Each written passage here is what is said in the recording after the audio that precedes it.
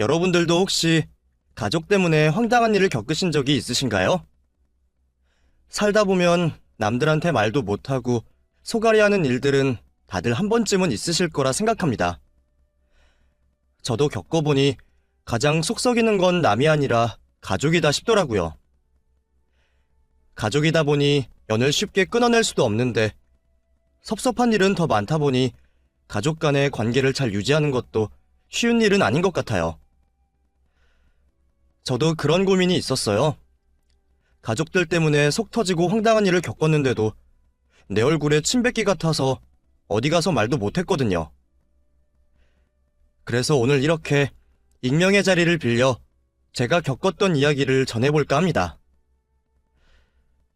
저는 평범한 가정에서 태어나 대학 졸업 후 직장 생활을 하다가 저희 남편을 만났어요. 지인의 소개로 만나서 3년 정도 연애를 했던 저희는 30 초반 나이에 결혼을 하게 되었습니다. 동갑내기 부부였기에 유독 잘 통했던 저희는 결혼을 한 뒤에도 별탈 없이 결혼 생활을 유지했죠. 엄청나게 금슬 좋은 부부는 아니었지만 친구처럼 적당히 티격태격하기도 하고 정답기도 한 보통의 부부였습니다. 시부모님도 그저 평범한 시부모님이라 며느리를 딸처럼 생각은 안 하셔도 무리한 시집살이를 시키시거나 크게 힘들게 하시는 분들은 아니셨죠. 그런 저희 집안의 가장 특이한 사람은 다름 아닌 저희 형님이었어요. 돈 많은 친정 덕분에 평생 아쉬울 것 없이 살아온 형님은 늘 여유 있었고 뭐 하나 모자란 사람이 아니었습니다. 그런 여유로움 때문이었는지 별다른 걱정 없이 살아서 그런지 성격도 조금 쿨하고 뒤끝없어 보이는 그런 스타일이었죠. 결혼할 때 아주버님 대신 집을 해오셨던 형님이라 시부모님도 그런 형님을 조금은 어려워하셨어요. 그래서 형님은 시댁에 오더라도 선 하나 까딱하는 법이 없으셨지만 그에 비해 저는 괜히 시댁이라고 시키지 않아도 눈치를 보곤 했어요.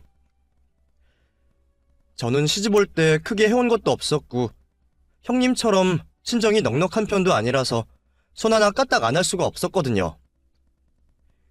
적당히 시부모님 눈치 보고 비위 맞춰드리고 며느리 노릇도 알아서 잘 해야 했죠.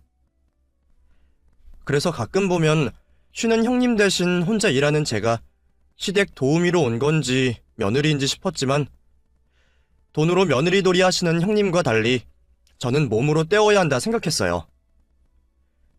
그래서 제가 보기에도 그런 형님 팔자는 참 편하고 부럽다 싶더라고요. 그런데 그런 형님에게도 딱 하나 아쉬운 일이 있었습니다. 모든 걸 가진 형님이 가지지 못한 유일한 하나는 다름 아닌 아들이었어요. 저보다 먼저 시집 오셔서 일찍이 출산도 하셨던 형님은 그 사이 제가 아들 둘을 낳을 동안 딸만 셋을 낳으셨습니다. 딸을 셋씩이나 낳으신 것도 전부 아들 하나 가져보겠다고 그러셨던 거죠. 제가 듣기로도 형님이 그동안 아들 하나 낳겠다고 별별 일을 다 하셨다고 들었어요. 온갖 미신에 시술에 한의원에서 아들 낳는 약이라며 보약도 몇 채 지어먹고 아들 낳는데 좋다고 삼시세끼 고기만 먹고 사신 적도 있다고 하더라고요. 같은 여자인 제가 봐도 진짜 대단하다 싶을 정도로 노력을 하셨는데도 형님은 아들을 낳지 못하셨습니다. 반면에 저는 첫째를 아들을 낳고서 둘째는 딸을 바랬는데도 둘째까지 아들을 낳고 말았습니다. 내심 딸을 바라던 저희 부부라 조금 아쉬운 마음도 들었는데 시부모님은 아들이라 더 좋아하셨어요. 그러면서도 형님이 장남을 낳지 못하신 걸 아쉬워하셨죠. 그래, 수고했다. 네가 내 길을 다 살려주는구나. 근데 참 무슨 이런 일이 있는지 어찌 하나는 딸만 낳고 하나는 아들만 낳는다니? 너 이러다가 셋째도 아들인 거 아니냐? 이럴 거면 둘이 섞어서 낳았으면 딱 좋은 건데 말이야. 큰애는 아들 낳아보겠다고 그 고생을 하는데 참 안타깝구나. 어머니 말씀처럼 저도 형님이나 저나 반반이었으면 딱 좋겠다 싶더라고요. 근데 어떻게 형님은 줄줄이 딸만 낳으셨는지 큰 기대를 하시고 낳은 셋째마저 딸이라는 소식에 무척 상심을 하신 듯 보였습니다. 늘 여유 있는 모습으로 웬만한 일에는 크게 신경 쓰지 않는 분이 자식 문제 앞에서는 늘 전전긍긍 하시더라고요. 그게 저는 신기하기도 하고 의아하기도 했어요. 제가 아들만 낳아서 그 심정을 잘 모르는지 모르겠지만 사실 요즘 세상에 딸만 낳았다고 뭐 크게 흠도 아니잖아요. 물론 시댁에서는 내심 장손을 바라셨지만 형님 성격에 그런 소리 귀담아 들을 사람도 아니거든요. 근데 남편 이야기를 들어보니까 형님이 시댁에서 받는 스트레스보다 친정에서 받는 스트레스가 더 심했더라고요. 형님 친정이 남아 선호가 심하신 건지 그동안 위아래로 남자 형제들 귀에 눌려서 마음고생 좀 하셨던 모양이었어요. 게다가 딸이라고 재산 문제에도 차별을 하시면서 그마저도 아들 낳아오지 못하면 재산 물려줄 게 없다 하셨다더라고요. 저는 어른들이 친손자만 중요하게 생각하는 줄 알았더니 그런 집에서는 외손자도 중요한가 보다며 대단하다 생각했는데 형님은 그게 한이 되시는지 끝까지 아들 욕심을 버리지 못하셨어요. 그런 형님이 평범한 저를 유일하게 부러워하셨던 것도 바로 제 아들들이었죠. 딸이랑 아들은 역시 다른 것 같다면서 저희 아이들 볼 때마다 눈독 들이는 형님을 저도 모르지 않았습니다. 그런데 왜 그러는지 형님은 그게 저희 남편 덕이라며 부러워하시더라고요. 동서는 좋겠어. 남편 덕분에 아들만 낳고 우리 남편은 관상에 아들이 없다네. 이럴 줄 알았으면 결혼하기 전에 미리 알아봤어야 하는 건데 어쩜 한 배에서 나온 형제가 오늘 그렇게 나눠지고 나왔는지. 이럴 줄 알았으면 차라리 내가 서방님을 만날 걸 그랬나 봐. 네? 무슨 그런 농담을 하세요. 내 말은 동서 부럽다 이거지. 제가 아들만 낳은 게 전부 아들복 타고난 저희 남편 덕분이라며 형님은 그런 짓궂은 농담을 종종 하곤 하셨어요. 무슨 그런 소리를 하나 싶었지만 저도 그냥 농담이라 생각하고 넘겼었죠. 그러던 어느 날 형님이 저를 붙잡고 긴히 할 이야기가 있다고 하시더라고요. 늘 뭔가를 부탁하는 건 저였기에 형님 같은 사람이 나한테 달리 부탁할 게 뭐가 있을까 싶어서 그게 왠지 뿌듯하기도 하고 형님이 저한테 무슨 말씀을 하실지 무척 궁금했어요. 그렇게 형님과 따로 단둘이 만나 이야기를 나누게 된 저는 상상도 못한 이야기에 깜짝 놀라고 말았습니다. 저를 따로 보자고까지 하시고 무슨 일이세요, 형님? 내가 동서한테 긴히 부탁할 게 있어서 말이야. 부탁이요? 진짜요?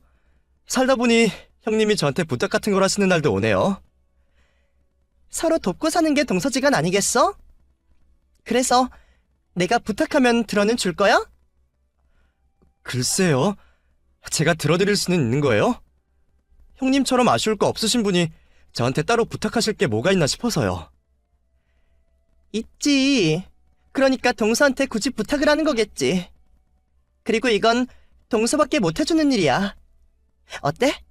이 정도면 동서도 들어주고 싶은 마음이 생겨? 뭔데 그러세요? 더 궁금하게. 그럼 내가 단도직입적으로 말할게. 동서, 내가 3억 줄 테니까 서방님 좀 빌려줘. 네? 그게 무슨 말이에요? 3억이라니, 남편을 빌려달라니, 어디에요? 저희 남편을 3억이나 주고 데려다가 쓰실 일이 뭔데요? 뭐, 목숨 걸 만한 일이라도 시키시려는 거예요? 설마 목숨까지 걸게 하고 겨우 3억을 주겠어? 동서, 나를 너무 몰라본다. 그런 위험한 건 아니야. 그럼 뭔데요?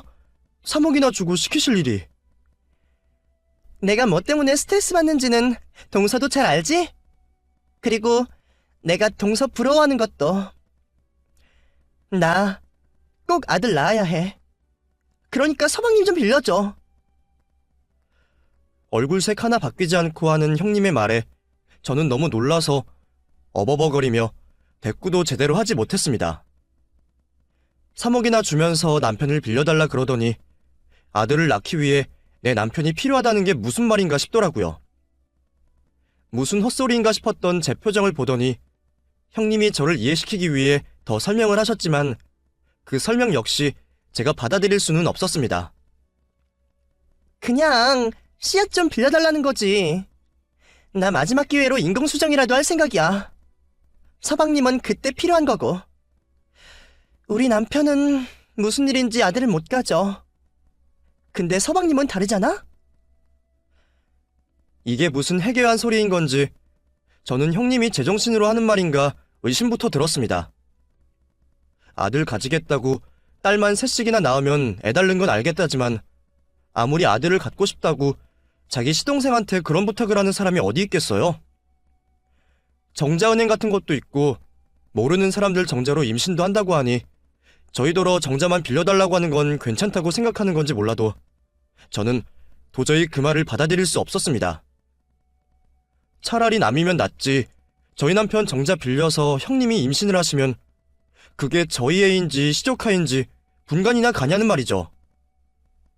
형님은 법적으로 다 가능하다며 저를 설득했지만 저는 이론적으로 법적으로 가능한 걸 떠나서 도의적으로 안 된다는 말이었어요. 나더러 그런 애 낳은 형님을 어떻게 보고 살으라는 건지 멀쩡한 아주머님이랑 딸들 두고 이게 무슨 생각인가 싶더라고요. 제가 반대 입장이라고 하더라도 나는 그런 생각은 못할 것 같은데 뻔뻔하게 저런 생각을 하면서 심지어 3억이라는 돈으로 그런 큰일을 해결을 하려는 형님의 행동이 도저히 이해되지 않았습니다. 그래도 동서지간이니 미친년이라고 쌍욕은 못했지만 속으로는 몇십 번도 욕을 할 수밖에 없었어요. 진짜 아들 못 낳아서 스트레스로 돌아버린 건 아닌가 싶을 정도로 어이가 없었죠. 그딴 돈 필요 없다고 내 남편 빌려줄 일이 없으니까 다시는 그런 말도 꺼내지 말라며 화를 내고 돌아온 저는 무슨 일로 형님을 만났는지 궁금해하는 남편에게 형님이 했던 말을 고스란히 전해주었습니다. 제가 제 입으로 말을 하면서도 남사스럽고 어이가 없어서 제대로 말을 전할 수도 없겠더라고요. 그런데 이런 말을 하는 형님이라는 사람은 어쩜 눈 하나 깜짝하지 않고 할 수 있는 건지 별나도 너무 별난 형님이 이제는 제정신이 아닌 것처럼 생각될 수밖에 없었습니다. 뭐? 3억? 와, 형수 정말 대단하다. 역시 난 사람은 난 사람이야. 그치? 우리랑은 생각하는 결이 다르네. 지금 그런 소리가 나와? 내가 그 얘기 듣고 얼마나 기가 막히고 황당했는지 알아? 처음에는 너무 놀라서 화도 못 냈다니까? 뻔뻔하게 3억 줄 테니까 당신 한 번만 좀 빌리자 그러는데 사람을 뭐로 생각하나 싶더라고. 우리가 그 돈 없으면 죽는 것도 아니고 어떻게 남의 정자 빌려달라는 소리를 그렇게 쉽게 해? 그것도 자기 시동생한테? 형님은 뭐 돈이면 다 된다 생각하는 모양이지? 내가 정말 기가 막혀서 욕이라도 해주고 싶었어. 그래도 형수 통 크네. 3억이나 주신다 그러고.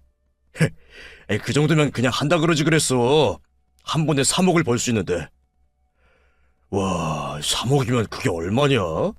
우리가 몇 년을 벌어야 3억을 모을 수 있지? 형수님 생각보다 더 대단하시네. 미쳤어? 지금 3억이 중요해? 그래서 당신은 3억 주면 그런 짓도 할 수 있겠다 이거야? 당신까지 왜 이래 진짜? 어떻게 나를 두고 그런 소리를 할 수 있어? 누구는 그런 미친 소리 듣고 와서 열받아 죽겠는데 당신은 지금 나 혈압 더 올리려고 그러는 거야? 호떡집에 부채질하는 거야 뭐야? 아니, 나도 그냥 해본 말이지. 왜 그렇게 화를 내? 제가 열받아 죽으려고 하는 게 장난인 줄 아는 건지 남편은 3억이라는 말에 솔깃해서 말도 안 되는 그 일에 관심을 가지려고 하더라고요.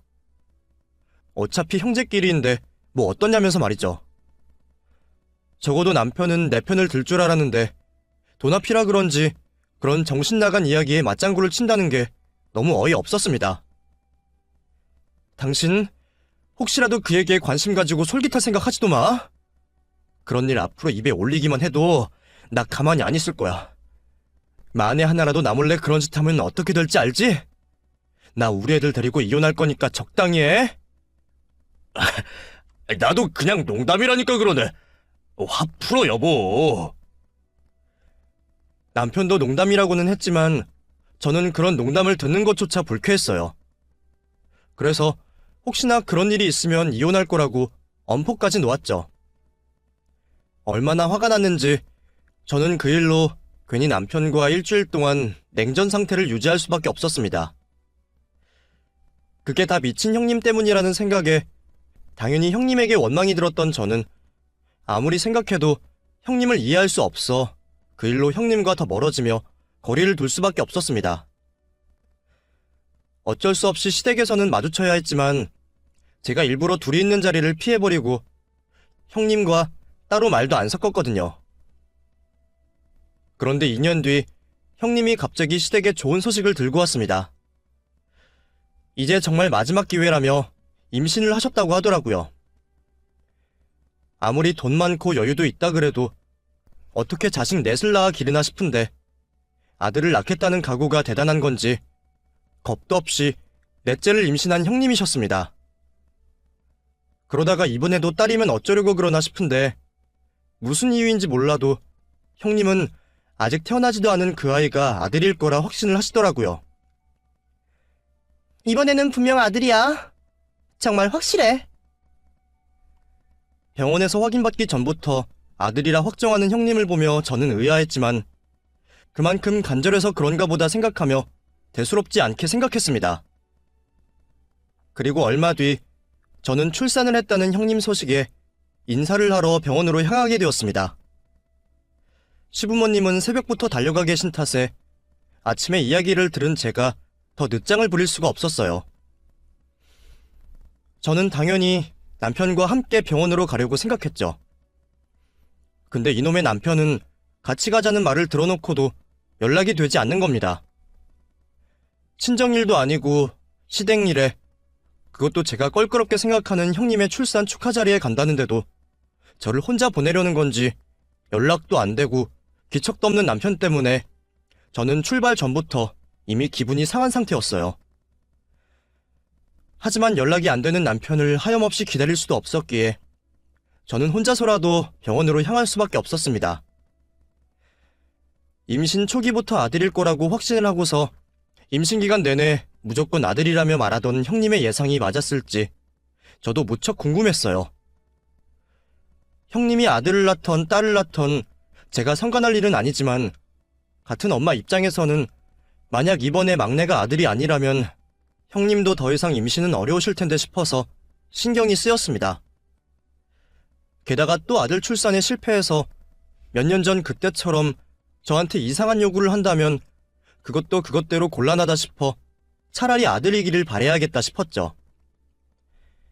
궁금한 마음에 미리 가셨던 시부모님에게 먼저 여쭤볼 수도 있었지만 그랬다가 혹시나 아들이 아니라 또 딸이라고 하면 괜히 불난집에 부채질하는 꼴이 될까봐 선뜻 말을 꺼낼 수도 없었어요.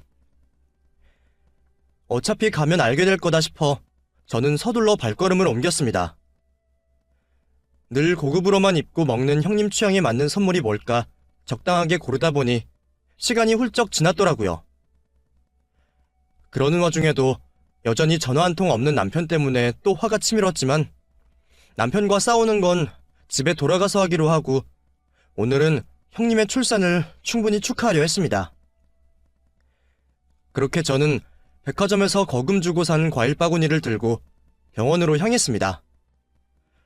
과일을 사는 게 잘한 일인지 형님한테는 별것도 아닐 텐데 괜히 비싼 돈만 쓰고 구생은 못 맞추는 건 아닌지 고민하다 보니 금방 병원까지 도착을 했죠. 든든한 친정을 둔 형님답게 넷째 아이 출산에도 특시를 쓰시는 형님 덕분에 병실을 어렵지 않게 찾을 수 있었어요. 그렇게 병실로 들어가려 문을 열게 된 순간 저는 출산한 지 얼마 되지 않아 잔뜩 부은 몸으로 아이를 품고 안고 있는 형님과 그 옆에 다정한 모습으로 꼭 붙어있는 저희 남편의 모습을 보게 되었습니다. 마치 두 사람이 아이 부모라도 되는 양 꼭 붙어서 하하호호 아이를 들여다보고 있는 모습에 저는 너무 큰 충격을 받아 그 자리에서 졸도하고 말았습니다. 남편 놈이 하루 종일 연락이 안 됐던 게 이런 이유였구나 싶은 마음에 충격이 더 컸죠. 과일 바구니가 엎어져 비싼 과일들이 뒹구는 꼴을 보며 저는 의식을 잠시 잃어야 했습니다. 사람이 가끔 너무 큰 충격을 받으면 실신을 한다 그러더니 건강 체질이라 평생 그런 일 한 번 없었던 제가 그렇게 쓰러질 줄은 저도 몰랐어요. 그 광경이 얼마나 기가 막히고 충격이었으면 제가 그 꼴을 보자마자 기절을 했을까 싶더라고요. 그때 병실 안에서 단둘이 부부처럼 아이를 보듬는 제 남편과 형님의 모습에 저는 기함할 수밖에 없었습니다. 남들이라면 형수님이랑 서방님 사이에 같이 있을 수도 있겠지 생각할지 모르겠지만 저희는 상황이 너무 달랐잖아요. 안 그래도 형님이 저더러 3억이라는 어마어마한 돈을 내밀면서 남편을 빌려달라는 황당무계한 소리까지 했었고 그 일에 돈 욕심이 나서 솔깃해하던 남편이었는데 그 일 때문이라도 저는 두 사람을 의심할 수밖에 없었어요. 그리고 병원에서 얘기도 듣기 전에 무조건 아들이라며 확신하던 형님의 모습이 제게 더 확신을 갖게 만들었죠. 최근 몇 달 동안 일 핑계로 집에도 잘 들어오지 않고 유난히 바빠 보이던 남편의 수상한 행동부터 그날 역시 연락 없던 남편 때문이라도 저는 그 광경이 그냥 넘어가질 수가 없었습니다. 그리고 그런 걸 다 떠나서 애초에 형님이랑 저희 남편이 한 공간에 둘이 있을 수 있을 만큼 가까운 사이도 아니었어요. 평소에 가족들 모임에서도 둘이서는 말 한마디 섞지를 않고 형님이 그동안 장사하는 저희 남편 은근히 무시하고 철없는 동생처럼 생각하는 것도 다 알고 있었으니 그 둘이 다정하게 같이 있다는 건 저한테는 말이 안 되는 일이었어요. 그런데 제가 하필 그런 광경을 목격하고 말았으니 무슨 생각이 들었겠습니까? 그때 제가 기절하기 직전까지 했던 생각은 딱 하나였어요. 아, 기어이 남편 놈이 돈에 눈이 멀어 자기 씨앗을 팔았구나. 그게 아니고서는 남의 자식을 보면서 그렇게 애달고 사랑스러운 표정을 지울 수가 없는 거잖아요. 그래서 저는 놀라움인지 황당함인지 분노인지 몰라도 머리가 삐쭉 설 만큼의 충격을 받고 남의 병실 바닥에 기절할 수밖에 없었던 거죠. 그나마 병원에서 쓰러진 걸 다행이라 해야 하는지 저는 얼마 뒤 형님 병실의 간이 침대 위에서 눈을 뜰 수 있었습니다. 어지러움을 느끼며 눈을 뜬 제가 처음 발견한 건 다름 아닌 저희 남편이었어요. 여보, 정신이 들어? 나 알아보겠어? 이게 무슨 일이야 대체? 형수 병문안 와서는 당신이 쓰러지는 게 어디 있어? 내가 누구 때문에 쓰러졌는데 이제 와서 내 걱정을 한 척하는 남편의 가식적인 행동이 저는 치가 떨렸습니다. 내가 아무것도 모른다고 생각해서 이런 가식을 떠는 건지 그 뻔뻔한 연기력이 정말 배우로 당장 데뷔해도 좋겠더라고요. 덕분에 더 열이 받은 저는 혈압이 올라 또 쓰러지려 하는 걸 겨우 버텨내며 남편에게 소리를 지르려 했습니다. 그런데 그 순간 남편 너머로 저를 걱정하는 저희 남편의 얼굴이 또 보이는 게 아니겠어요? 남편이 둘이 된 상황에 저는 제가 혹시 꿈을 꾸는 건가 싶었습니다. 기절했다가 일어난 줄 알았는데 그게 아니라 아직 잠에 들어있는 건가 생각했죠. 그게 아니라면 왜 내 눈앞에 남편 놈이 둘이나 되는 건지 이해를 할 수 없었으니까요. 그래서 저는 제가 너무 큰 충격을 받아서 제정신이 아니라 생각하며 정신을 차리려고 제 뺨을 때려버렸습니다. 이게 꿈이라면 아프지도 않을 거고 꿈이 아니라면 한 대 아프게 맞고 얼른 정신을 차리고 싶었거든요. 짝 하며 제가 큰 소리 날 만큼 제 뺨을 때리자 남편이 놀라며 제 손을 막아내더군요. 당신 왜 그래? 진짜 어디 아파? 왜 갑자기 자기 얼굴을 때려? 그러지 마. 그러다가 다치겠어. 뭐야, 아프잖아. 그럼 나 지금 꿈꾸는 거 아니야? 이거 지금 현실인 거야? 무슨 말이야? 기절했다가 일어났더니 아직 정신이 없어? 여보, 정신 좀 차려봐, 어? 현실이긴 한데 내가 아직 제정신이 아닌가 보다. 나 당신이 둘로 보이네? 내가 당신 때문에 충격을 받기는 많이 받았나 봐. 어이가 없으려니까 진짜. 당신 뭔데? 뭔데 형님이랑 둘이 애 끌어안고 있었어? 그건 또 무슨 말이야? 형수님이랑 내가? 그럴 리가. 내가 기절 좀 했었다고 내가 정신까지 나가 보여서 그래? 내가 누구 때문에 쓰러진 건데? 당신 때문이잖아. 당신이랑 형님이랑 둘이 다정하게 붙어있는 꼴 보고 기가 막혀서. 이러려고 하루 종일 연락도 안 됐냐? 나 속이고 여기 와서 있었어? 왜? 네 새끼 낳은 것도 아닌데 뭐가 궁금해서 여기서 둘이 같이 있었는데. 당신 설마 그런 건 아니지? 진짜 그 3억 탐나서 그런 짓 한 거야? 그래? 여보, 왜? 내 말이 맞아서 당황스러워? 아니라고 잡아떼면 괜찮을 줄 알았어? 결국 제 의심이 맞았던 건지 남편은 따져 묻는 제 말에 대꾸도 제대로 하지 못하고 당황하고 있었습니다. 그걸 보니까 제가 예상한 게 맞았구나 확신이 들더라고요. 남편이 3억에 눈이 멀어 자기 씨를 형수한테 팔고 그 자식이 궁금해서 한달음에 달려와서 붙어 있었다는 걸 말이죠. 그렇게 생각한 저는 너무 허망하고 끔찍해서 당장이라도 눈물이 쏟아질 것 같았습니다. 아무리 돈이 아쉽다고 해도 설마 그런 짓을 할 줄은 몰랐는데 나랑 상의 한마디 없이 이런 말도 안 되는 일을 벌인 남편에게 저는 환멸이 날 지경이었어요. 그런데 그 순간 가만히 있던 형님이 제 말을 가로챘습니다. 동서, 일단 진정 좀 해봐. 나더러 지금 진정을 하라고요? 지금 제가 어떻게 진정을 할 수 있어요? 형님, 제가 절대 안 된다고 몇 번이나 얘기했죠. 아무리 아들을 갖고 싶다고 해도 어떻게 자기 시동생한테 그런 짓을 할 수 있어요? 이게 말이 된다고 생각해요? 아니, 동서가 지금 뭔가 오해하고 있는 모양인데 그런 거 아니야. 아니라고요. 그럼 갑자기 대면대면하던 시동생이랑 사이가 좋아져서 둘이 갓난쟁이 끌어안고 정답게 있었어요. 그 말을 저더러 믿으라고요? 동서, 내가 누구랑 그러고 있었다고? 내가 서방님이랑? 남편과 똑같이 저를 속여먹을 생각인 것 같은 형님 모습에 저는 기가 막히더라고요. 다들 나를 작정하고 속이려는 걸 보니 이러다가 저 혼자 정신병자가 될 게 뻔해 보였어요. 그게 너무 분하고 억울해서 고개를 들어 올리는데 정신없이 말하다 보니 남편이 또 둘러 보이는 겁니다. 아니, 지금 내가 정신이 없어서 헛것이 보이는데 여기 내 남편이 있잖아요. 아니, 근데 왜 계속 남편이 둘러 보이는 거야?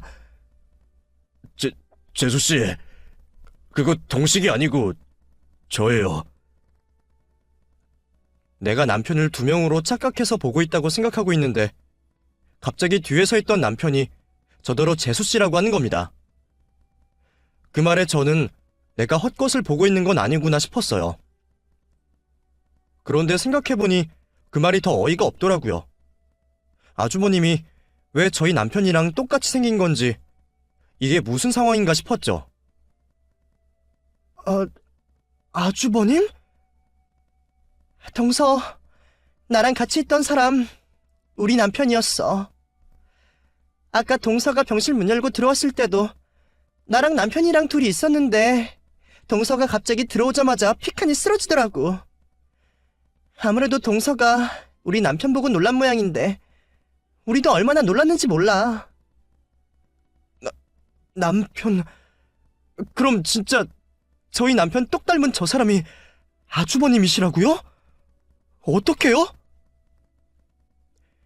둘이 형제라고는 하지만 평소에는 스타일이 너무 달라서 그렇게 닮은 줄도 모르고 살았는데 지금은 무슨 쌍둥이를 붙여놓은 것처럼 똑 닮은 두 사람의 모습에 저는 기가 막혔습니다. 그나마 그게 남편이 아닌 아주버님이었다고 해서 다행이라 생각하면서도 아주버님의 바뀐 모습에 저는 또 다른 충격을 받을 수밖에 없었어요. 이게 다 무슨 일이길래 못 본 사이에 아주버님이 남편이랑 일란성 쌍둥이 같은 모습이 되었는지 저는 도통 짐작을 할 수 없었거든요. 그래도 다행히 저 혼자만 모르고 있던 건 아니었는지 남편도 자신을 닮은 형의 모습에 당황스러워하고 있었습니다. 그러게, 이게 대체 무슨 일이야? 형, 살이라도 뺐어? 뭘 어쨌길래 갑자기 나랑 얼굴이 똑같아진 거야? 나도 진짜 귀신 보는 줄 알고 깜짝 놀랐잖아. 나도 이렇게 놀랐는데 이 사람은 어떻겠어? 여보, 많이 놀랐지? 당신도 진짜 몰랐던 거야? 그럼 여태 어디 있다가 온 거야? 일이 좀 바빠서 시간을 못 보고 있다가 부랴부랴 달려왔지. 당신이 전화 안 받길래 먼저 갔구나 싶어서 병원으로 왔더니 당신이 이렇게 누워있고 애 낳은 형수님은 되려 당신 걱정하고 있잖아. 나도 쓰러진 당신 때문에 놀라서 형 얼굴 볼 수도 없었네. 아무튼 형, 말 좀 해봐. 그게... 이걸 뭐 어떻게 설명해야 하나? 각오를 했는데도 말하기가 어렵네. 됐어. 내가 설명할게. 동서나 서방님한텐 죄송한 일이지만 일이 그렇게 됐어요. 뭐가 그렇게 됐다는 거예요? 설마 아주버님 얼굴 저렇게 된 게 형님 작품이에요? 미안해, 동서. 동서가 남편은 못 빌려준다며. 그러니 나도 다른 방법을 찾아야지 어떡해. 서방님 얼굴이 아들복 많은 관상이라니까 씨앗 대신 얼굴 좀 빌렸어. 뭐라고요? 얼굴을 빌려요? 그럼 정말 사진이라도 들고 가서 아주버님 얼굴을 저희 남편 얼굴처럼 성형이라도 했다는 거예요? 남편 빌려달라는 말까지 들었으니 더 놀랄 일은 없을 거라 생각했는데 형님은 언제나 제 예상을 뛰어넘는 사람이었습니다. 제가 남편을 못 빌려준다 그래서 도리가 없었다면서 아들복 많은 저희 남편 얼굴대로 자기 남편 얼굴 관상을 바꿨답니다. 그렇게라도 하면 아들을 꼭 낳을 수 있을 것 같았다는 거예요. 그제서야 저는 임신 기간 동안 아이의 성별을 확신하며 자신만만했던 형님의 태도를 이해할 수 있었어요. 제 입장에서는 아무리 그래도 그런 미신 가지고 도박을 하나 싶은데 형님 입장에서는 그게 미신이 아니라 확신이 되었던 모양입니다. 하기사 애초에 제가 아들만 낳은 건 남편 덕이고 자기가 딸만 낳은 건 아주버님 탓이라며 둘이 한 뱃속에서 나온 자식인데 저희 남편만 아들 가질 복을 타고난 거라고 생각해서 남편까지 빌려달라 했던 형님이었으니 그런 사주팔자도 철석같이 믿었을지도 모르죠. 어쩌면 그동안 너무 오랫동안 고생을 하는 바람에 그런 거라도 붙잡지 않으면 못 견뎠던 건지도 모르겠습니다. 그래도 저는 무슨 이런 일이 있나 싶어 기가 막히기만 한데 형님은 정말 그 덕분에 아들을 낳았다고 생각하는지 다 그 덕분이라며 만족을 하고 계셨어요. 미리 말 못해서 미안해, 동서. 근데 미리 말했으면 동서가 허락했겠어? 우리 딴에도 어쩔 수가 없었어. 그래도 덕분에 아들 낳았잖아. 어느 정도는 동서랑 서방님 덕분인 거지. 동서도 드디어 아들 조카 봐서 좋지 않아? 그래도 뭐 형제끼리 얼굴 좀 닮을 수도 있는 거지. 이미 벌어진 일인데 이런 걸로 섭섭해하지 말자. 내가 얼굴값은 제대로 쳐줄게. 뭐라고요? 형님은 지금 그걸 말이라고 하세요? 나 정말 형님같이 황당한 사람은 처음 봤어요. 전에는 내 남편을 내놓으라 하더니 이제는 남의 얼굴까지 도둑질하고. 이게 정말 말이 된다고 생각해요? 너무 뻔뻔하게 아무렇지 않게 이야기하는 형님 때문에 저는 또다시 기절할 지경이었습니다. 대체 사람이 무슨 생각을 가지고 있으면 저런 생각을 아무렇지 않게 할 수 있는 건지, 이런 황당한 짓을 거침없이 하는 형님이 완전히 미쳤구나 싶기까지 했어요. 얼굴값은 뭔지 이번에도 대충 돈으로 무마하려는 형님의 행동에 울분이 터졌죠. 대체 얼굴값이 뭔데요? 형님은 뭐든 다 돈으로 된다고 생각해요? 그래서 이런 뻔뻔한 짓을 하는 거예요? 사람이면 어떻게 이런 짓을 해요, 진짜! 여보, 너무 그러지 마. 형수님도 그렇고 당신 몸도 안 좋은데 일단 집에 가자, 응? 제가 형님에게 고래고래 소리 지르며 대들자 남편이 오히려 저를 말리며 집으로 데려가려 했습니다. 정작 얼굴 뺏긴 건 자기이면서 자기는 아무렇지도 않은지 제가 너무 흥분했다며 저를 진정시키려고 하더라고요. 결국 저는 병원에서 쫓겨나기 전에 병실을 벗어날 수밖에 없었고 남편에게 억지로 끌려가듯 집으로 돌아가게 되었습니다. 아이들이 집에 있는 걸 보니 아까처럼 화를 낼 수도 없고 이 상황을 어떻게 해야 하는지 도저히 진정되지 않는 속을 냉수로 달랠 수밖에 없었어요. 그런데 그런 저와 달리 남편은 너무 태연하게 있는 거죠. 뭐야? 당신은 화도 안 나? 아까 그 꼴 보고 아무렇지도 않아? 아니, 어떻게 그런 말도 안 되는 짓을 할 수가 있어? 뭐, 아들 낳을 관상? 나 참 살다 그런 말도 안 되는 미신은 처음 들어봐. 아니, 그런 미신을 믿는다고 쳐도 아들 낳는 관상 바꾸겠다고 자기 남편 성형까지 시킨 사람은 다시는 없을 거야. 형님, 진짜 가끔 제정신 아니다 싶었지만 이렇게까지 이상한 줄은 몰랐어. 그래놓고 뭐? 얼굴값을 쳐줘? 자기네 집 졸부라고 자랑이라도 하는 거야 뭐야? 원래 졸부들은 다 그렇게 이상한 건가? 목표를 향해서 수단과 방법을 안 가려? 당신도 너무 열내지 마. 이미 벌어진 일인데 이제 와서 우리가 화낸다고 뭐가 달라지는 것도 아니잖아. 형수나 형이 무슨 생각인지는 몰라도 자기들도 오죽했으면 그랬겠어. 형수님이 아들 한번 낳아보겠다고 절이고 교회고 별짓 다 했던 거 당신도 알잖아. 우리야 줄줄이 든든한 아들만 있으니 그런 심정 모르니까 함부로 말하지 말자. 그리고 전에 그런 소리까지 했던 형수가 겨우 관상 정도 훔쳐간 거면 나는 괜찮은 것 같은데. 형제간의 얼굴 좀 닮은 게 뭐 대수인가? 어머니 아버지도 이제 아셨을 텐데 별 말씀 안 하신 거 보면 다들 별 생각 안 하는 걸 거야. 나는 별 생각해.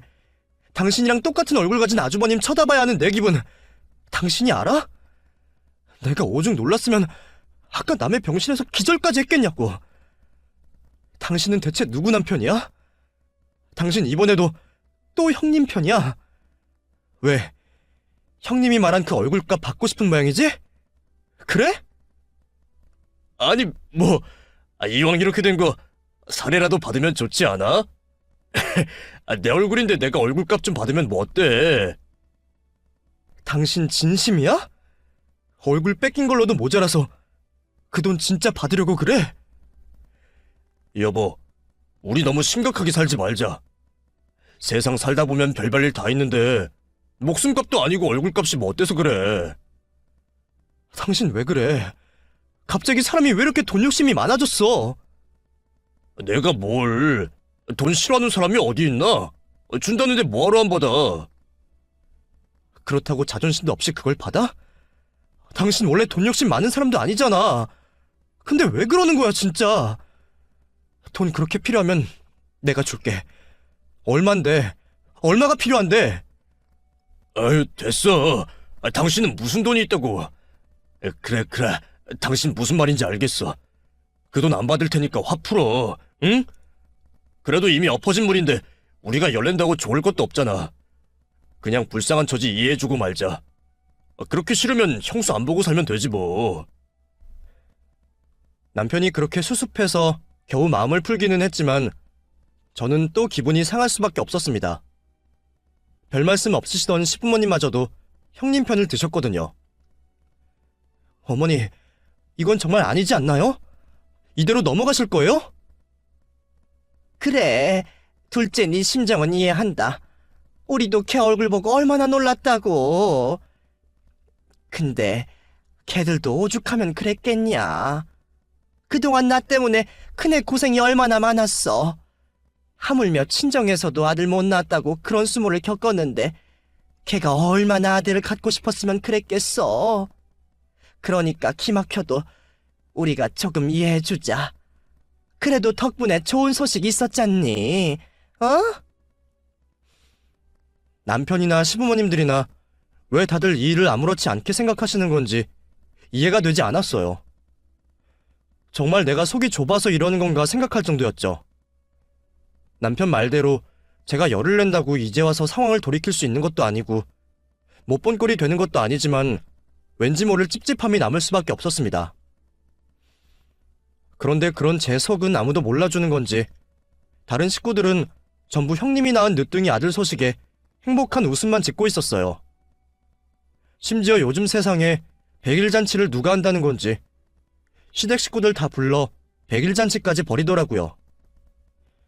당분간은 형님 보고 싶지 않다 싶어서 일부러 시댁도 따로 가고 피해 다녔는데 시어머니가 하도 오라고 당부를 하시니 안 갈 수도 없었습니다. 결국 그렇게 3달 만에 다시 형님을 만나게 되었고 저는 그 옆에 제 남편과 똑같은 얼굴로 서 있는 아주버님을 다시 만날 수밖에 없었어요. 아들 낳았으니 다시 성형이라도 하면 안 되는 건지 보면 볼수록 그 얼굴이 참 적응이 안 되더라고요. 시부모님마저도 달라진 장남 얼굴에 낯설어 하셨지만 그런 불편한 상황들도 귀하게 얻은 어린 장손의 재롱 앞에서는 아무 문제도 아닌 듯 보였습니다. 동서, 아직도 기분 상했어? 이제 기분 좀 풀어. 동서가 그렇게 죽상을 하고 있으면 나라고 마음이 편하겠어? 그럼 형님은 제 입장이면 아무렇지 않으시겠어요? 그래, 동서 마음 알아. 내가 이해 안 되겠지. 뭐 저런 여자가 있나, 저렇게까지 아들을 낳고 싶다 징그러울 거야. 근데 내가 오죽했으면 그랬을까? 이해 좀 해주면 안 될까? 동서야 걱정 없이 아들만 낳았으니 모르겠지만 나는 평생 아들 하나 가져보는 게 소원이었던 사람이야. 덕분에 소원 풀었고 동서 덕이라 생각해. 동서는 내가 믿겠지만 나는 동서한테 고마운 마음 많다니까? 그렇게 말을 하던 형님은 제게 또 돈 이야기를 꺼내셨습니다. 그러지 말고 내가 살해한다는 거 그냥 받는 게 어때? 별일 다 겪고 기분 상할 만큼 상했는데 뭐라도 받는 게 있어야 동서도 괜찮아질 거 아니야. 내가 당장 내일이라도 보답할게. 저번에 말했던 3억이면 어때? 나쁘지 않지? 형님, 진짜 저 끝까지 놀리시는 거예요? 3억이라고 하면 제가 그 큰 돈에 눈이 멀어서 감사합니다 넙적 받을 줄 알았어요? 저 그 돈 안 받을 거니까 더 말도 꺼내지 마세요. 진짜 형님 이런 것 때문이라도 저 앞으로 형님이랑 아주버님 못 보고 살겠네요. 자기한테는 3억이 껌값이나 되는 건지 남의 마음을 돈으로 사려는 형님 태도에 지긋지긋했습니다. 결국 나 정도는 돈으로 정리할 수 있다 생각하는 것 같았거든요. 남의 잔칫날 깽판을 치고 싶지 않아 참아보려고 했지만 참다 울분이 터진 저는 그런 형님에게 냅다 소리를 지르고 남편을 시댁에 두고 혼자 집으로 돌아가 버리고 말았습니다. 영문 모르고 저를 쫓던 남편은 시부모님 품에 안겨 놀고 있던 아들들 때문에라도 저를 쫓아올 수 없었죠. 그런데 얼마 뒤 저는 남편이 제 대신 형님에게 그 돈을 받았다는 걸 알게 되었습니다. 여보, 나 그 돈 받았어. 당신이 먼저 알기 전에 미리 말해야 할 것 같아서 말하는 거야. 근데 그냥 받는 것도 아니고 일종의 위자료 정도로 생각하면 안 될까? 응? 뭐? 당신 미쳤어? 그 돈을 왜 받아? 진짜 당신 왜 그러는 건데? 나한테 뭐 억하심정이니 다들? 나 미치는 꼴 보고 싶어서 그래? 그런 거 아니야. 나 그 돈 진짜 필요했어. 사실 나 그동안 바빴던 거, 나 그동안 가게 일하면서 아르바이트 다녔던 거야. 지금 가게 사정이 너무 안 좋아서 돈이 좀 필요했거든. 그 돈 3억이면 나한테는 목숨값이나 마찬가지야, 여보. 그러니까 이번 한 번만 당신이 나 좀 이해해주면 안 될까? 저는 전혀 모르고 있었던 남편의 얘기에 갑자기 말문이 막혔습니다. 그동안 집에 꼬박꼬박 생활비 가져다주고 별 걱정 없이 놀러 다니기에 별일 없는 줄 알았더니 그게 아니라 여태껏 가게일 하랴 아르바이트 하랴 밤낮 없이 혼자 고생을 하고 다녔다는 거예요. 제가 걱정할까봐 그런 사실을 숨기고 혼자 고생을 자처했다는 남편의 말에 저는 더 이상 화를 낼 수가 없었습니다. 다른 것도 아니고 가게 사정 때문에 돈이 필요하다는데 그 돈 벌어줄 수도 없는 제가 남편을 나무랄 수 없었죠. 결국 남편의 사정을 알게 된 저는 어쩔 수 없이 형님 돈을 받기로 했습니다. 이렇게 되면 내가 그 돈 받고 형님네를 용서를 해야 하나 싶어서 찝찝했지만 안 받는다고 달라질 사정도 아니었기에 남편 말대로 좋은 게 좋은 거라 생각하면서 긍정적으로 생각하려 했습니다. 그리고 다행인지 불행인지 남편한테 다른 소식도 전해 들었어요. 그리고 형 얼굴 다 갈아엎은 것도 아니야. 쌍꺼풀은 하기는 했는데 코랑 이마는 필러 맞았고 이마랑 턱에 보톡스 맞은 거 말고는 뭐 별것도 없대. 들어보니까 그런 거는 시간 지나면 다 빠진다며. 아마 시간 지나면 당신도 괜찮을 거야. 그러니까 우리 이제 진짜 그런 건 신경 쓰지 말자.